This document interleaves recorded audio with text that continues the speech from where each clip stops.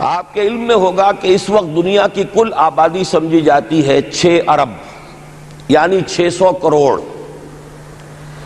اس میں کم سے کم 120 کروڑ مسلمان ہیں امت مسلمہ. گویا کہ ہر 5واں انسان جو ہے دنیا میں وہ حضور صلی اللہ علیہ وسلم کا کلمہ پڑھتا ہے. اتنی بڑی تعداد. اس کے ساتھ ہی کتنا بڑا علاقہ جو ہے اس زمین کا وہ اللہ تعالیٰ نے اس امت کے قدموں تلے رکھا ہے. اگر آپ نے نقشہ دیکھا ہو دنیا کا تو آپ کو معلوم ہونا چاہیے کہ شمال میں جو بہت بڑا یہ نظر آتا ہے سائبیریا اور روس کا علاقہ، یہ سب غیر آباد ہے. اس طرح شمالی امریکہ میں بھی کینیڈا سے اوپر بڑے بڑے آپ کو بر اعظم سے نظر آئیں گے، سب غیر آباد ہیں. جو آباد علاقہ ہے دنیا کا اور جو زرخیز علاقہ ہے دنیا کا، اس کا کتنا بڑا حصہ ہے کہ جو امت محمد صلی اللہ علیہ وسلم کے قدموں تلے. انڈونیشیا ملائیشیا سے چلے آئیے، اس کے بعد مسلسل چاہے کہیں مسلمان اقلیت میں تھوڑے بہت ہیں، لیکن پھر بنگلہ دیش آتا ہے، بڑی عظیم اکثریت کا ملک ہے. پھر بھارت میں اگرچہ اقلیت میں ہے لیکن 20 کروڑ مسلمان بھارت میں اس وقت ہے.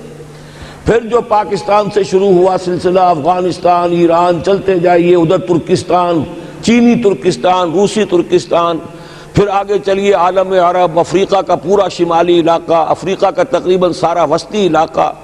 یہ سب کیا ہے؟ کتنا بڑا رقبہ ہے. اور ہر طرح کی نعمت اللہ نے دی ہے. اس میں نباتات بھی ہیں، اس میں معدنیات بھی ہیں، اور سب سے بڑھ کر آج کی دنیا میں جو اہم ترین شے ہے کہ پیٹرول جو ہے، تیل جو ہے، اس کے سب سے بڑے ذخائر وہ ہیں کہ جو مسلمانوں کے قدمے تلے ہیں. اتنی تعداد میں ہونے کے باوجود، اتنے وسائل کے پر بظاہر قابض ہونے کے باوجود، سوال یہ ہے کہ کیا آج دنیا میں امت مسلمہ کو عزت حاصل ہے یا یہ ذلیل ہے؟ اسے غلبہ حاصل ہے یا مغلوب ہے؟ اسے کوئی دنیا میں وقار حاصل ہے یا یہ بالکل بے وقار ہو کر رہ گئی؟ یہ بات ہے جو ہمارے سمجھنے کی ہے. آج کیوں ذلیل کہ کل تک نہ تھی پسند گستاخی فرشتہ ہماری جناب میں. اس وقت صورت یہ ہو چکی ہے، آپ کو معلوم ہے کہ ہر جگہ پر پسماندگی کا نشان مسلمان ہیں. ہمارے سارے وسائل پر دوسروں کا قبضہ ہے. ایک ہی شے رہ گئی تھی تیل، خلیج کا تیل، اس پر بھی آ کر امریکہ کی فوجیں ان کے سر پر بیٹھ گئی ہیں. سارا کا سارا تیل اب ان کے قبضے میں ہے. ادھر خلیج کے دہانے کے دونوں طرف وہ اپنے مورچے بنا رہے ہیں تاکہ یہاں کسی کا داخلہ نہ ہو سکے. بڑے بڑے جتنے لوگ ہمارے ہیں ان سب کی دولت ان کے پاس ہے. کہنے کو تو سلطان اور برونائی دنیا کا امیر ترین آدمی ہے، لیکن دولت ہے کہاں اس کی؟ انویسٹڈ تو وہی ہے، اسی کے بینکوں میں ہے، انہی کی کمپنیوں میں ہے. کسی کے پاس کچھ نہیں ہے.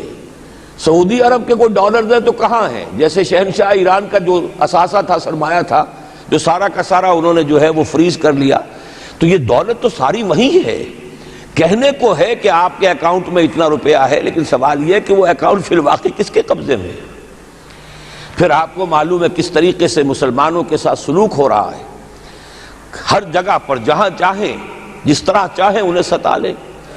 اور ان میں بھی سب سے بڑھ کر جو بات میں آپ سے کہوں گا، آج دنیا میں جتنے بڑے پیمانے پر محمد عربی صلی اللہ علیہ وسلم کی توہین و تذلیل ہوئی ہے، پوری انسانی تاریخ میں نہیں ہوئی. رشدی نے کتاب لکھی، بدترین حملے کیے. کیا رنگیلا رسول کتاب تھی جو لکھی تھی کسی ہندو نے، جس کو کہ ایک مسلمان نے پھر خنجر گھونپ کر اور ہلاک کر دیا تھا. وہ تو کچھ بھی نہیں تھی. اس کتاب کو رنگیلا رسول کو 100 سے ضرب دیجئے تو یہ کتاب بنتی ہے سیٹنک ورسز، اور وہ ملینز نہیں بلینز کی تعداد میں شائع ہوئی. اس کے خلاف احتجاج اگر کسی نے کیا ہے تو ان کے اوپر جوتے پڑے ہیں، ان پر ڈنڈے پڑے ہیں. پوری مغربی دنیا اس کے پیچھے آ گئی ہے، سپورٹ کیا ہے. لے دے کے ایک ملک نکلا ایران، اس نے کم سے کم یہ کہ اس کے قتل کا فتویٰ تو دیا، لیکن کیا کرے، قتل کرنے کی تو نوبت نہیں آئی. پورا عالم عیسائیت اس کی پشت بنا ہے، اس کی مدد کر رہا ہے. یہ اتنی بڑی توہین محمد رسول اللہ صلی اللہ علیہ وسلم کی اور آپ کی ازواج مطہرات کی اور یہ بظاہر ایک ایسے شخص کے ہاتھوں جس کا نام مسلمانوں کا سا ہے، اس کا اتنا بڑے پیمانے پر ہونا، اور پھر یہ کہ مسلمان 120 کروڑ ہونے کے باوجود کچھ نہیں کر سکتے۔